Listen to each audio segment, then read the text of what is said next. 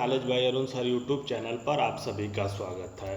आप लोग सभी लोग सबसे पहले प्ले स्टोर से जाकर एबी कंपटीशन क्लासेस ऐप को डाउनलोड कर लीजिए। किसे डाउनलोड करना है? एबी कंपटीशन क्लासेस को। इसे डाउनलोड कर लीजिए और वहाँ पे यह जो बुक पढ़ाया जा रहा है उसका पीडीएफ फ्री अवेलेबल है। सबसे महत्वपूर्ण बात, अगर आप टेस्ट देना चाहते हैं तो बहुत सस्ते सस्ते टेस्ट सीरीज भी उपलब्ध हैं, बहुत सारे कोर्स भी उपलब्ध करा दिए गए हैं। यह जो हमारी क्लास होती है fitter first year, second year और कंपटीशन एग्जाम के छात्रों के लिए होती है। एक एक क्वेश्चन इसमें से बहुत सिलेक्टेड होते हैं। इसी प्रकार की किताबों में से ऑब्जेक्टिव को उठाया जाता है और आपके सीबीटी की परीक्षा में यानी कि आप फर्स्ट ईयर या सेकेंड ईयर के छात्र हैं तो सीबीटी की परीक्षा में यहाँ से बहुत सारे प्रश्न आपको डायरेक्ट मिलने वाले हैं। इसलिए इस बुक को पढ़ना आईटीआई छात्रों के लिए तथा कंपटीशन एग्जाम के छात्रों के लिए बहुत ही महत्वपूर्ण हो जाता है। इस सीरीज को आप ज्वाइन करना ना भूलें। लगभग पीछे के 7 से 8 पार्ट हो चुके हैं। आज जो हमारा पार्ट चलने वाला है वह है मूलभूत फिटिंग चल रहा है, जिसमें हम कोणों की माप के अंतर्गत थोड़ी सी चर्चा करेंगे, यानी कि मेजरमेंट्स ऑफ एंगल। याद रखिएगा, अगर कोण की सबसे बड़ी इकाई पूछ दिया जाए तो वह क्या होगा? रेडियन होगा। यानी कि कोण की सबसे बड़ी इकाई रेडियन। अगर सबसे छोटा पूछा जाए तो वह हमारा सेकेंड होता है। किसी कोण की इकाई कोणीय मान के लिए पूरे वृत्त को 360 भागों में विभाजित कर दिया जाता है। प्रत्येक भाग 1 अंश 1 डिग्री कहलाता है और अर्धवृत्त 180 डिग्री का होता है। बिल्कुल ठीक है। अर्धवृत्त पे यानी कि जो हमारा चांदा होता है वह कितने डिग्री का होता है? 180 डिग्री का होता है। अगर पूरे प्रो सर्किल की बात किया जाए तो वह हमारा कितने डिग्री का होता है? 360 डिग्री का होता है। यह हमारा क्या दिखाया जाएगा? प्रोटेक्टर दिखाया गया है, जिसे हम क्या बोल सकते हैं? चांदा बोल सकते हैं। उसके बाद आदि यह थोड़ी सी इसकी चर्चा की गई थी। अब इसमें एंगुलर मेजरमेंट इंस्ट्रूमेंट की चर्चा करेंगे, यानी कि कोणीय मापन यंत्र। यानी कि कोणों को मापने के लिए हम किस किस यंत्र का उपयोग करते हैं। सबसे पहला आपका आ जाता है बेवेल प्रोटेक्टर। क्या आता है? Bevel protector. इसे हम क्या कहते हैं? बेवेल चांदा कहते हैं। आइए एक एक करके हम इसे देखते हैं। जैसे चित्र नंबर 1 में क्या दिया हुआ है? यह बेवेल गेज है। चित्र बहुत ही इम्पॉर्टेंट है, आप लोग याद रखिएगा। और चित्र नंबर 2 में सार्वत्रिक बेवेल एज, यानी कि यह क्या है? यूनिवर्सल बेवेल एज है। यह क्या है? केवल बेवेल एज है।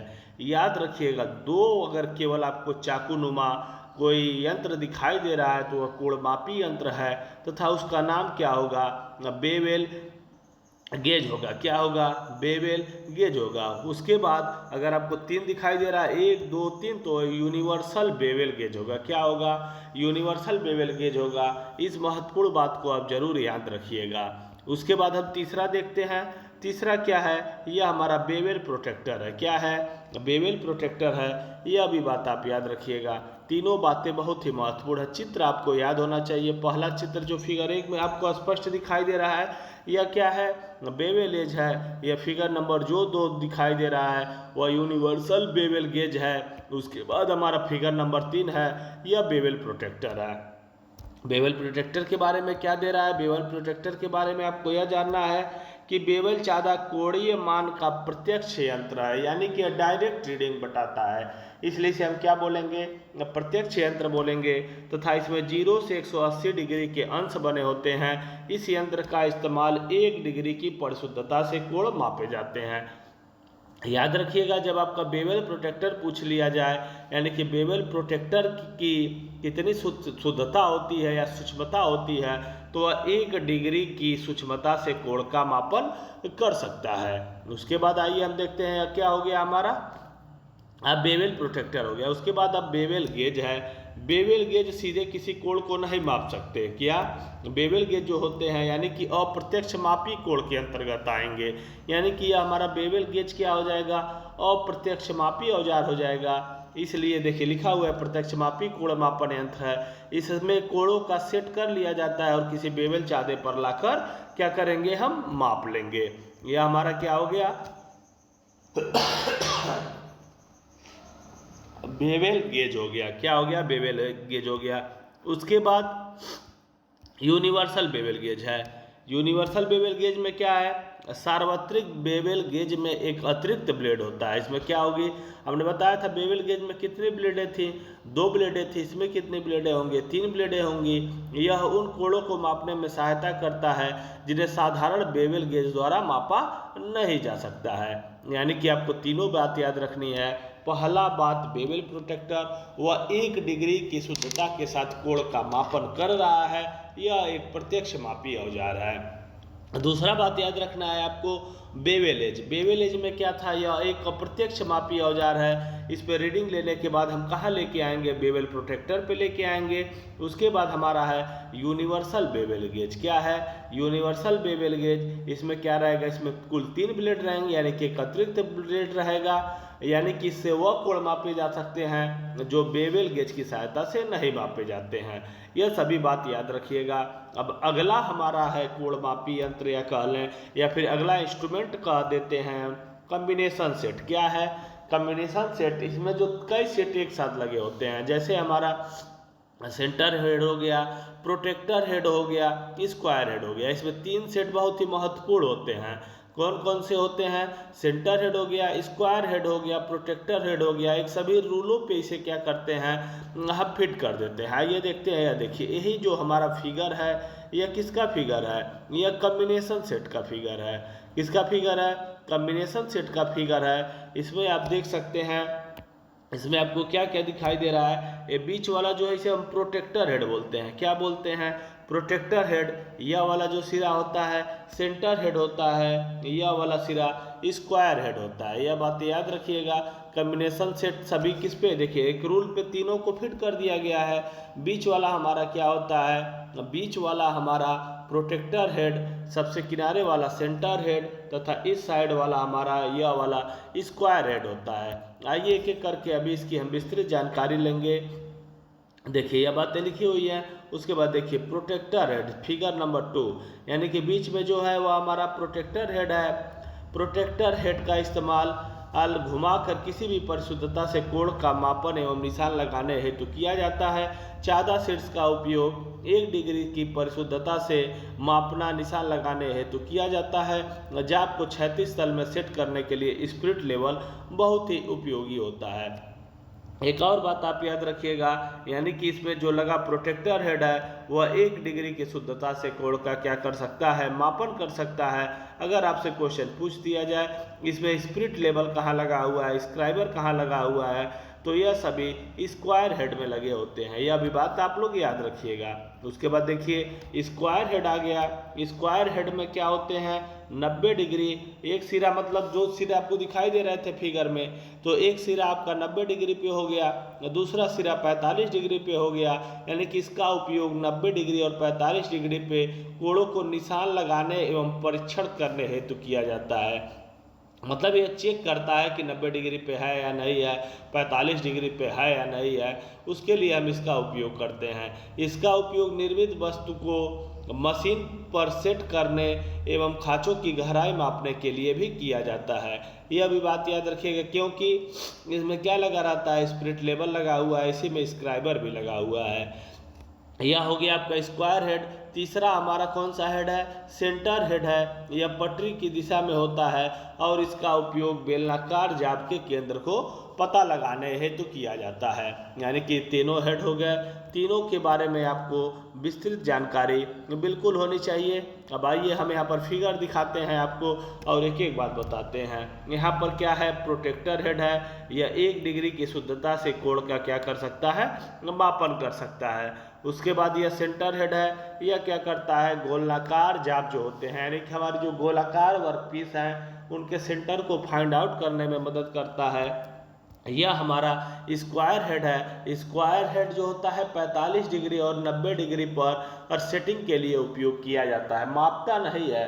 45 डिग्री और 90 डिग्री पर कोणों को सेट करने के उपयोग में आएगा और इसी पे स्पिरिट लेवल तथा स्क्राइबर लगा रहता है। ये जो तीनों हेड होते हैं एक स्केल पर फिट होते हैं, यह बात आप जरूर याद रखिएगा।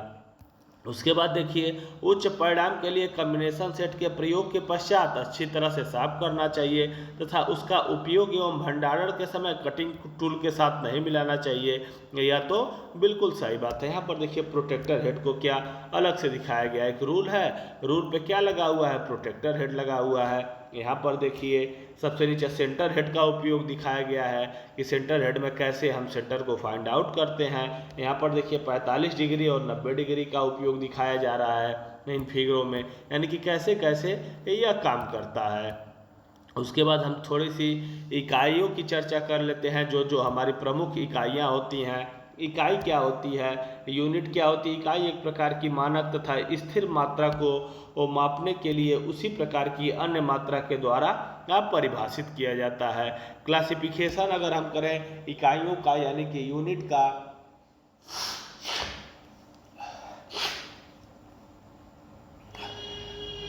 तो हमारी एक मौलिक इकाइयाँ होती हैं जिसे हम फंडामेंटल यूनिट कहते हैं। एक हमारी व्युत्पन्न इकाइयाँ होती हैं जिसे डेराइव्ड यूनिट कहते हैं।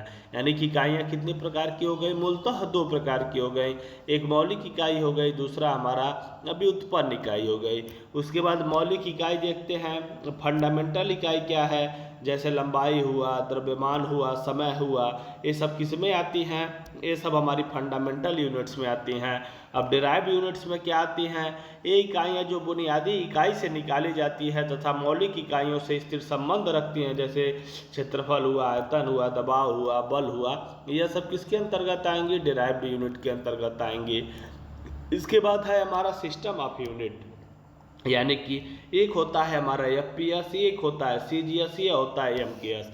बहुत ही इंपॉर्टेंट है, इसका फुल फॉर्म आप लोगों को पता होना चाहिए। जैसे कि एफपीएस आपका क्या हो गया, फुट हो गया, पाउंड हो गया, सेकंड हो गया। क्या हो गया एफपीएस का फुल फॉर्म, फुट हो गया, पाउंड हो गया, सेकंड हो गया। एक एक बात आपको ध्यानपूर्वक सुननी चाहिए, फुट, पाउंड, सेकंड। उसके बाद हमारा सीजीएस है, सीजीएस में क्या हो जाएगा, सेंटीमीटर, ग्राम, सेकंड। क्या हो जाएगा, सेंटीमीटर, ग्राम, उसके बाद हो गया सेकंड। उसके बाद हो गया एमकेएस, मीटर, किलोग्राम, सेकंड। यानी कि तीनों का फुल फॉर्म बहुत ही महत्वपूर्ण है। एफपीएस फुट, पाउंड, सेकंड, से सीजीएस सेंटीमीटर, ग्राम, सेकंड, एमकेएस मीटर हो गया, किलोग्राम हो गया, सेकंड हो गया। एक और बात याद रखनी है, देखिए इसको फुट को, यानी कि इसमें बुनियादी इकाई जो लंबाई है उसको किस में मापा जाएगा, फुट में मापा जाएगा।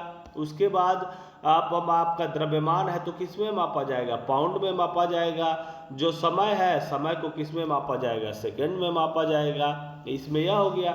सीजीएस में लंबाई को किस में मापा जाएगा, लंबाई को सेंटीमीटर में, द्रव्यमान को ग्राम में, समय को सेकंड में मापा जाएगा। इसी प्रकार से एमकेएस में लंबाई को मीटर में, किलोग्राम यानी कि, उसके बाद द्रव्यमान को किलोग्राम में, समय को सेकंड में। एक और बात याद रखिएगा, देखिए लंबाई इसमें बदल रही है, लंबाई को किस में मापा जा रहा था, अब फुट में मापा जा रहा था। सीजीएस में लंबाई को सेंटीमीटर में, एमकेएस में लंबाई को मीटर में मापा जा रहा था। सभी में अलग अलग होते हैं, लेकिन जो समय की माप होती है तीनों में क्या होती है, सेकंड होती है।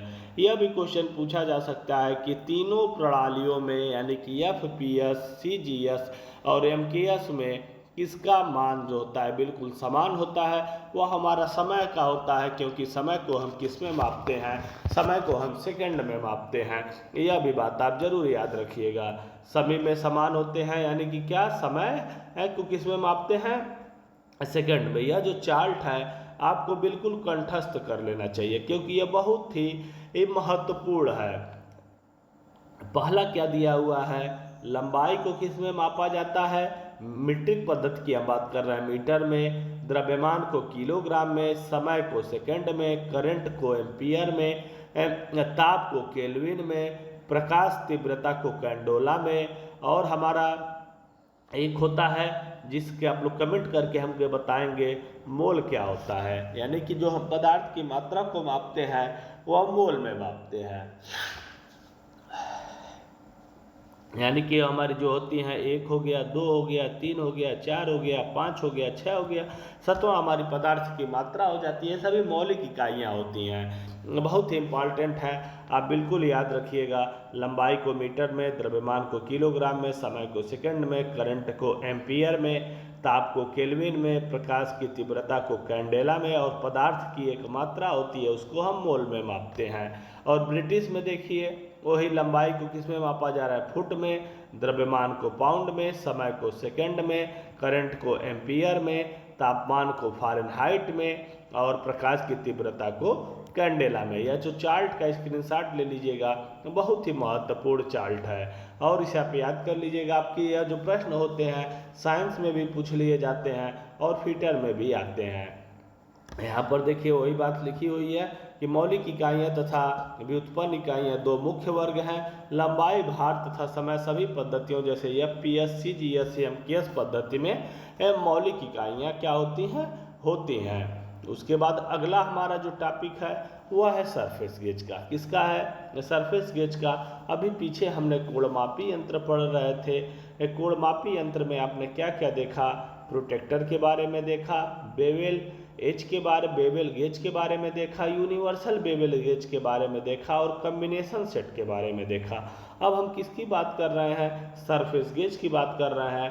आइए सरफेस गेज के बारे में हम देखते हैं। सरफेस गेज सर्वसाधारण चिन्हन औजार में से एक है, यानी कि यह एक प्रकार का मार्किंग टूल है जिनका प्रयोग निम्नलिखित के लिए किया जाता है। फिगर नंबर 1 के अनुसार डेटम सतह के समानांतर लाइन खींचने के लिए।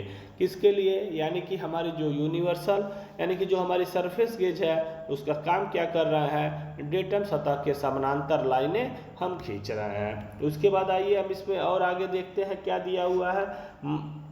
मशीन पर डेटम सतह के समानांतर जाब को स्थापित करने के लिए।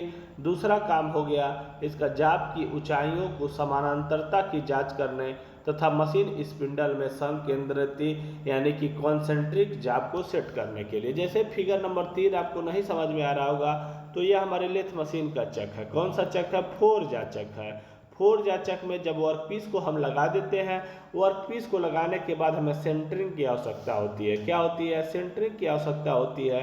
वही क्या किया जा रहा है? सरफेस गेज से हम क्या कर रहे हैं सेंटरिंग को कर रहे हैं कि हमारा जाब जो है बिल्कुल सेंटर में घूमे ताकि किसी प्रकार की हमें कठिनाई का सामना न करना पड़े। अगर यही थ्री जाचक होता यानी कि थ्री जाचक होता तो क्या होता? जाब को सेंटरिंग करने की आवश्यकता नहीं होती। वही काम बताया जा रहा है, यानी कि इसके आपको कितने काम बताए गए। पहला काम क्या कर रहा है? किसी भी डेटम सतह के साथ समानांतर रेखा खींच रहा है। दूसरा काम क्या कर रहा है? डेटम सतह के साथ समानांतर जाब को क्या कर रहा है? स्थापित कर रहा है यानी कि सेट कर रहा है। तीसरा क्या कर रहा है? जाब की ऊंचाई एवं समानांतरता की जांच करने के में तथा मशीन स्पिंडल के लिए संकेंद्र कॉन्सेंट्रिक जाब को सेट करने के लिए, यानी कि 3 काम यह कर रहा है। सरफेस गेज के प्रकार कौन कौन से होते हैं? तो हमारे सरफेस गेज के जो प्रकार हैं, पहला है सतह सरफेस गेज। इसमें स्क्राइबिंग ब्लॉक कैसे होते हैं? 2 तरह के होते हैं। एक होता है हमारा फिक्स सरफेस गेज, एक होता है हमारा यूनिवर्सल सरफेस गेज। यानी कि हमारे जो सरफेस गेज हैं वह 3 प्रकार के हैं। पहला सतह वाला सरफेस गेज, दूसरा फिक्स सरफेस गेज, तीसरा यूनिवर्सल सरफेस गेज। अब आइए हम इसमें देखते हैं। यह देखिए फिगर नंबर 4 जो बना हुआ है यह सरफेस गेज का है लेकिन फिक्स टाइप का है। कौन सा है? सतह गेज स्थिर वाला, यानी कि सरफेस गेज फिक्स टाइप। इसमें एक स्क्राइबर लगा हुआ है, फिर स्नग लगा हुआ है, नट लगा है और क्या है? इसमें स्पिंडल लगा हुआ है, नीचे एक बेस है। इस फिगर को ध्यान से देख लीजिए। और यह कौन सा है? फिक्स्ड टाइप सरफेस गेज है। स्थिर प्रकार के सतह गेज में एक भारी स्पॉट क्या होता है? आधार होता है और उस पर सीधा ऊर्ध्वाधर ढंग से एक स्पिंडल लगा रहता है। इस पर स्नग एवं क्लैंपिंग नट की सहायता से क्या लगा देते हैं? खुरचनी लगा देते हैं, जिसे हम स्क्राइबर बोलते हैं। अब क्या है हमारा? Universal surface gauge. क्या है? Universal surface gauge.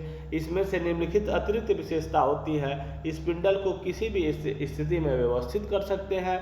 परिष्कृत बारीकी समायोजन को शीघ्रता से किया जा सकता है। बेलनाकार सतहों पर भी इस्तेमाल किया जा सकता है। यानी कि हमारा फिक्स्ड टाइप वाला जो सरफेस गेज था उसके अतिरिक्त जो विशेषताएं होंगी वह होंगे यूनिवर्सल सरफेस गेज में। यानी कि पहली विशेषता क्या है, स्पिंडल को किसी भी दिशा में क्या कर सकते हैं, व्यवस्थित कर सकते हैं। और दूसरा जो है परिष्कृत बारीक समायोजन को शीघ्रता से सेट कर सकते हैं। और तीसरा जो है बेलनाकार सतहों पर भी इस्तेमाल किया जा सकता है। अगला है यूनिवर्सल सरफेस गेज के भाग तथा कार्य। यानी कि यूनिवर्सल सरफेस गेज में कौन कौन से भाग हैं तथा उनके क्या कार्य होते हैं, उनको हम एक एक करके देखेंगे। सबसे पहला हमारा क्या दिया हुआ है, सबसे पहला है आपका बेस। यानी कि जो बेस बना होता है वह किसका बना रहेगा, बेस है तो यह कास्ट आयरन या स्टील का बना होता है तथा इसके तल में एक भी ग्रुप कटा होता है। यह भी ग्रुप जो होता है गोल आकार के कार्य पर भी इसकी सतह को लगाने में सहायक होता है। बेस में गाइड पिनें फिट रहती हैं जिसके द्वारा किसी भी डेटम एज से क्या किया जा सकता है, लाइनें खींची जा सकती हैं। एक बात भी याद रखिएगा, यानी कि हमारी जो गाइड पिन कहाँ लगी होती है वह बेस पे लगी होती है। क्वेश्चन पूछा जाता है कि यूनिवर्सल सरफेस गेज में गाइड पिन कहाँ लगी होती है, बेस पे लगी होती है और इसका काम क्या होता है डेटा में से लाइनों को खींचने में किया जाता है। यानी कि यह फिगर आप देख सकते हैं, यह फिगर जो है आपकी स्क्रीन के सामने है यूनिवर्सल सरफेस गेज है। इसका आप क्या कर सकते हैं, स्क्रीनशॉट ले सकते हैं। यहाँ पर देखिए यह बेस हो गया, यह आपका भी ग्रू हो गया, यह वाला आपका गाइड नट हो गया, यहाँ पे राकर आर्म लगा हुआ है, इसके बाद फाइन एडजस्टमेंट स्क्रू है, उसके बाद अपना बेंट स्क्राइबर है, स्नग है, क्लैंपिंग नट है, स्पिंडल है, यह इसके क्या है प्रमुख पार्ट्स हैं। उसके बाद देखिए राकर आर्म बेस से एक स्प्रिंग तथा फाइन एडजस्टमेंट स्क्रू से जुड़ा रहता है जो कि सूक्ष्म समायोजन के लिए उपयोग किया जाता है। अभी को हमने आपको राकर आर्म दिखाया था सबसे नीचे, उसी के बारे में कह रहा है कि राकर आर्म बेस से एक स्प्रिंग तथा फाइन एडजस्टमेंट स्क्रू से जुड़ा रहता है जो कि सूक्ष्म समायोजन के लिए प्रयोग किया जाता है। उसके बाद है हमारा स्पिंडल, यह राकर आर्म से जुड़ा होता है। यानी कि हमारा ये जो स्पिंडल है यह किससे जुड़ा हुआ है, डायरेक्ट बेस से नहीं जुड़ा हुआ है, यह राकर आर्म से जुड़ा होता है। उसके बाद स्क्राइबर है, स्क्राइबर हमारा कहाँ लगा रहता है, यह स्पिंडल पे लगा रहेगा। किसकी सहायता से लगा रहता है, स्नग की सहायता से लगा रहता है। यह एक स्नग तथा क्लैंपिंग नट की मदद से स्पिंडल पर किसी भी जगह पर क्लैंप किया जा सकता है। यानी कि यह क्या होगा, आगे पीछे हम इसका मूवमेंट कर सकते हैं। उसके केयर एंड मेंटेनेंस की बात करते हैं, यानी कि देखभाल तथा रख रखाव की। प्रयोग से पूर्व एवं पश्चात इसको साफ करना चाहिए। किसी भी हम टूल का प्रयोग करते हैं तो हमारा फर्ज बनता है कि इसे हम क्या करें, उसके उपयोग से पूर्व यानी कि उपयोग करने से पहले साफ कर लें और बाद में साफ कर लेना चाहिए। बेस के निचली सतह पर तेल की एक पतली परत लगाकर इसका प्रयोग करना चाहिए। अगर आवश्यक हो तो स्क्राइबर पर क्या करना चाहिए, धार लगा लेना चाहिए। मार्किंग करते समय अधिक दबाव कभी नहीं देना चाहिए। यह हमारा क्या हो गया आपका, यह हमने अभी तक क्या देखा, यह था हमारा यूनिवर्सल सरफेस गेज था। क्या था, यूनिवर्सल सरफेस गेज था। अब अगला पॉइंट है हमारा क्या है, छैनी है। क्या है, छैनी है। छैनी के बाद हम क्या पढ़ेंगे, छैनी के एंगल्स को देखेंगे, कौन कौन से इसमें एंगल है। उसके बाद ऑर्डिनरी डेप्थ गेज को देखेंगे। उसके बाद हम कैसे छैनी की धार को तेज करेंगे ग्राइंडिंग टूल की सहायता से। यह जो सारी पार्ट हैं इसकी चर्चा हम कल करेंगे। यानी कि आज हमने क्या क्या देखा उसकी थोड़ी सी हम चर्चा एक बार और पुनः जल्दी कर लेते हैं। यानी कि सबसे पहले हमने क्या देखा था, मेजरमेंट ऑफ एंगल, जिसमें हमने आपको दो प्रमुख बातें बताई थी कि कोण मापने की सबसे बड़ी इकाई क्या होती है, कोण मापने की सबसे बड़ी इकाई रेडियन होती है और कोण मापने की सबसे छोटी इकाई सेकेंड होती है। दो बहुत ही महत्वपूर्ण बात है। उसके बाद हमने पढ़ा क्या, आपका बेवेल गेज पढ़ा। क्या पढ़ा, bevel gauge, universal bevel gauge, bevel चादा। बेवेल चादा में हमने आपको क्या बताया, यह 1 डिग्री से शुद्धता से किसी भी कोण को माप सकता है। और जो हमारा बेवेल गेज होता है वह अप्रत्यक्ष मापी औजार होता है, क्योंकि इसे डायरेक्ट हम क्या कर सकते हैं, डायरेक्ट हम रीडिंग नहीं ले पाते हैं। उसको बेवेल गेज से मापने के बाद हम बेवेल चादे पर लेके आएंगे, तब हम अपना मान प्राप्त कर पाएंगे। और चित्र जरूर याद रखिएगा, यह जो हमारा फिगर नंबर 1 है वह बेवल गेज का है, और फिगर नंबर 2 है वह यूनिवर्सल बेवल गेज का। फिगर कई बार आपकी परीक्षाओं में पूछा जाता है, कंफ्यूज नहीं होना है। क्या नहीं होना है? कंफ्यूज नहीं होना है, यह बात आप जरूर याद रखिएगा। उसके बाद हमने कम्बिनेशन सेट को देखा। कम्बिनेशन सेट में हमने प्रमुख 3 पार्टों को देखा। एक हमारा प्रोटेक्टर हेड है जो 1 डिग्री से शुद्धता के साथ किसी भी कोण का क्या कर सकता है? मापन कर सकता है। उसके बाद हमारा सेंटर हेड था जो सिलेंड्रिकल वर्कपीस के सेंटर को फाइंड आउट करता था। उसके बाद हमने स्क्वायर हेड को देखा जो कि 45 डिग्री और 90 डिग्री पर किसी भी वर्कपीस को सेट करने के काम में आता था, और स्क्वायर हेड पर ही स्प्लिट लेवल तथा स्क्राइबर लगे होते हैं, और ये तीनों हेड किस पे फिट थे? एक रूल पर क्या किए गए थे? फिट किए गए थे। उसके बाद हमने क्या पढ़ा? इकाइयों के बारे में जाना, यानी कि मौलिक इकाइयाँ होती हैं, डेराइव्ड यूनिट होती हैं, उनके बारे में हमने थोड़ी सी जानकारी ली। यह जो चार्ट था यह बहुत ही महत्वपूर्ण था आपकी परीक्षा की दृष्टिकोण से। उसके बाद हमने आगे बढ़ने के साथ साथ हमने सरफेस गेज के बारे में जाना, यानी कि सरफेस गेज है या आपका सरफेस गेज की सहायता से हम क्या क्या करते हैं? समानांतर लाइन खींचते हैं, किसी भी हमारा वर्क पीस है लेथ मशीन पे लगाने के बाद उस पर सेंटरिंग का हम काम करते हैं। यह कितने प्रकार का था? 3 प्रकार का था, सतह वाला, स्थिर वाला, यूनिवर्सल वाला। यह तीनों क्या है? बहुत ही इंपॉर्टेंट है परीक्षा के दृष्टिकोण से। इसका उपयोग पूछा जाता है कि इसका उपयोग हम कहाँ कहाँ करते हैं, यह बातें भी हमने आपको बताई। इस प्रकार से आज के क्लास को हम यहीं समाप्त करते हैं। अगर आपको वीडियो अच्छी लगती है तो चैनल को सब्सक्राइब कर दिया करें तथा अधिक से अधिक लोगों में शेयर करना न भूलिए।